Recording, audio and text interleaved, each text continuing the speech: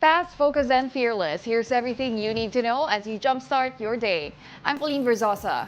Vice President Sara Duterte defended her decision of snubbing the National Bureau of Investigation, or NBI, again yesterday. Instead of appearing at her rescheduled appointment with the NBI, she chose to spend her time with the media.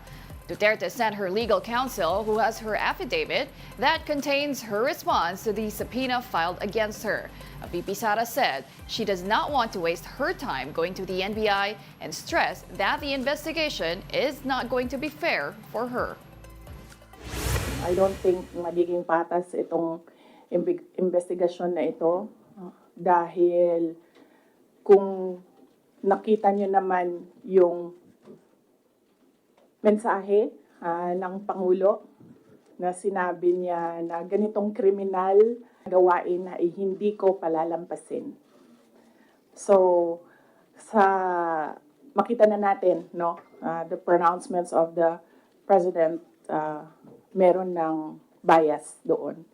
And kung nakita nyo rin yung interview ng isang USEC ng Department of Justice, sinabi niya, a threat is a threat.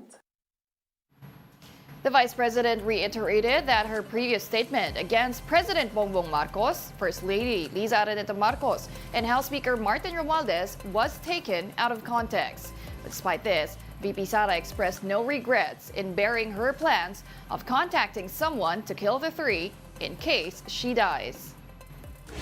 No, ma'am. Buti na yung alam nila, ma'am, na pag namatay ako, hindi talaga ako, I will not die in vain. Justice Undersecretary Jessie Andres says Vice President Sara Duterte could face another charge if she wouldn't heed to the subpoena of the National Bureau of Investigation. Here's an excerpt from his interview on The Big Story. Sinabi niya hindi naman required ito yung kanyang appearance. Tama po ba yun? And what do you take from her statements? Well, it's very unfortunate that the Vice President did not take advantage of the opportunity to express her side fully to the National Bureau of Investigation so that we can get the complete picture. There were two matters that were supposed to be the subject of the investigation, and first and foremost was also the alleged complaint of the Vice President that there were also threats on her life. The National Bureau of Investigation is also tasked to investigate this kind of matter, a national security matter that involves the life of the Vice President. So that exactly we set the investigation for two purposes. And the first one was really to get to the bottom of the alleged threats against the Vice President. Because normally there is a security officer assigned to the office of the Vice President, and this security officer should have registered a police blotter complaint regarding any threat to the principal, to the Vice President. And as of this time, we are not aware of such a threat or a complaint in the police blotter with respect to threats on her.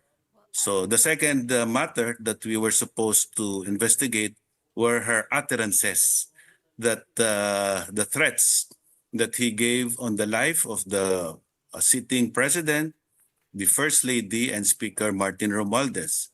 So there is a legal compulsion for any person who is the subject of a subpoena coming from the National Bureau of Investigation to come and shed light on the matter under investigation. This is a compulsory legal process because the mandate or the charter of the National Bureau of Investigation empowers it to issue a subpoena with legal compulsion to attend.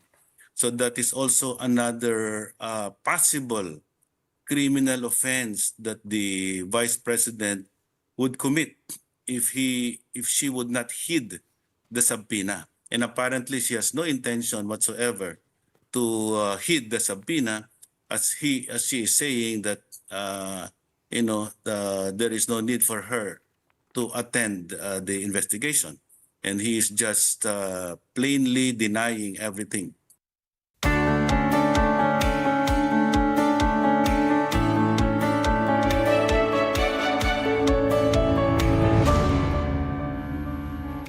South Korean police has sent their officers to the office of President Yoon Suk-yeol yesterday. This is part of their investigation following the shocking and short-lived martial law ruling in the East Asian country. It was not clear if the police successfully searched Yoon's office. Now, South Korean law states that site searches are not allowed without the approval from those who are in charge of the area. But Yoon previously vowed that he will not avoid any legal nor political responsibility after lifting martial law. Syrian rebels have captured the city of Deir al-Zor from the U.S.-backed Kurdish fighters. The rebels who toppled President Bashar al-Assad claimed the eastern city after the government forces abandoned the area. Videos show that the rebels are now in the city's military base. Meanwhile, Pope Francis appealed for a political solution in Syria after the fall of al-Assad. He expressed wish that a solution will responsibly promote stability and unity in the country. We'll be back with more stories after the break. Keep it here on One News.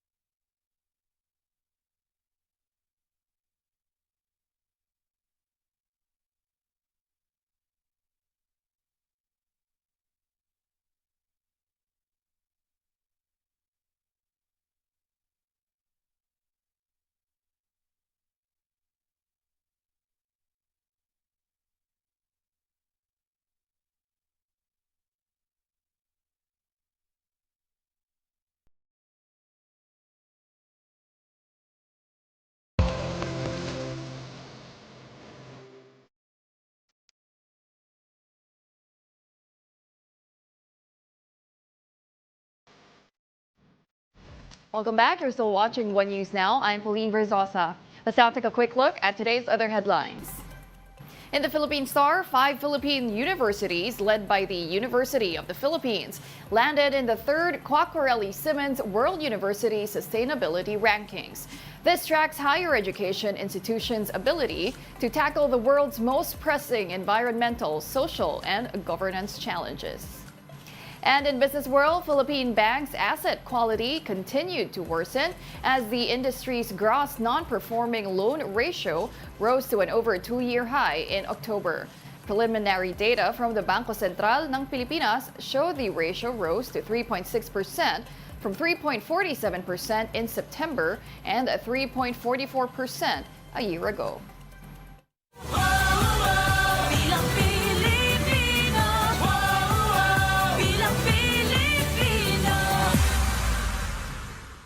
Marikina Mayor Marcy Teodoro says the COMELEC's cancellation of his congressional bid for the city's first district is a case of political maneuvering. Here's an excerpt from his interview on The Big Story.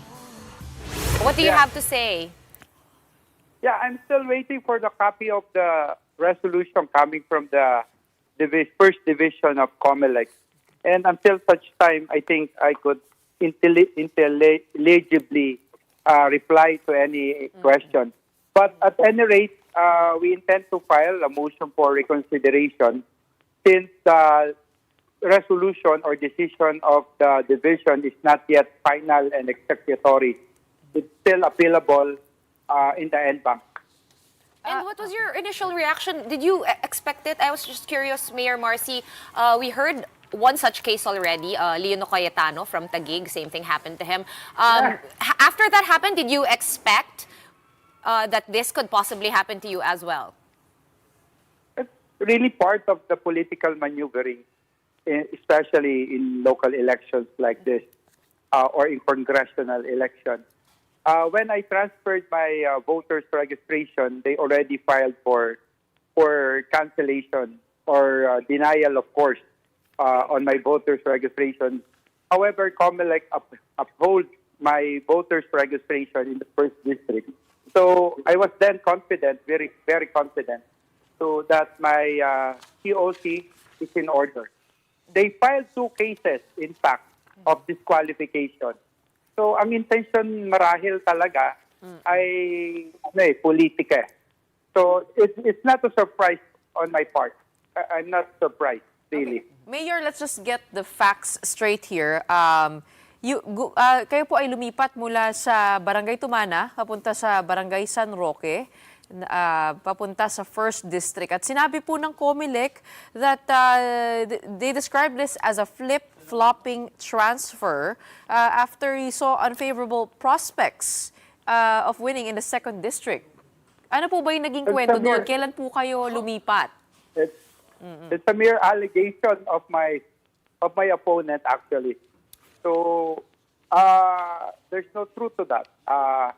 In fact, it's a question of domicile. It's not a question of residency. A person could have multiple residency. In fact, it's established jurisprudence that what is important is domicile. And I have domicile in the 1st district, that I have not abandoned really my domicile.